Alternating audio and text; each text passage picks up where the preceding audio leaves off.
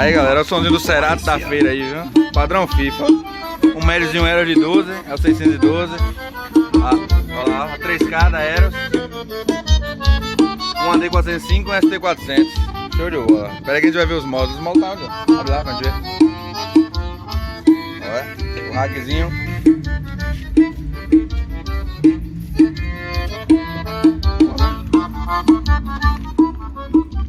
Cadê? Tá aí? Ó, show de bola, viu? 1.600 no médio, 3.000 no grave e o 800 ali pra voz, uma usina de 120. E a bateria zona aqui. Quantos amperes essa bateria? Tem duas, tem uma 220. Desgraçou. Uma 220 e essa daqui, viu? O menino é ignorante, viu? O somzinho ficou padrão FIFA, viu? Aí você que tem um Cerato ou um projetinho padrão FIFA aí pra botar. Ainda continua com a malazinha aí, quiser levar alguma coisa, dá pra até levar aqui, ó.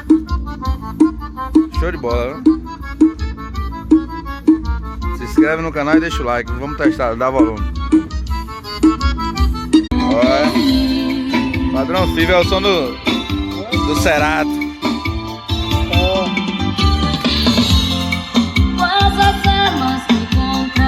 homem tá sofrendo, viu?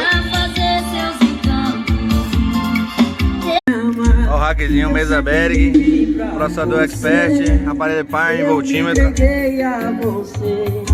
Ficou show de bola.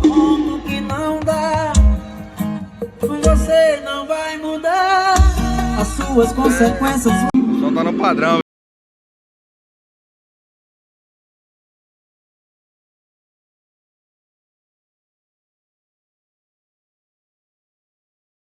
Te falei, não acredito. Juro que eu nunca sentei. Bota tiro, empurra, encaixa, mas essa é machuca. Bota tiro, empurra, encaixa, mas essa é machuca.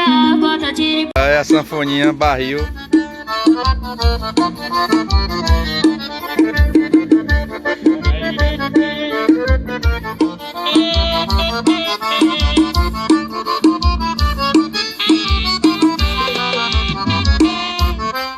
Black CDs, destruindo a concorrência.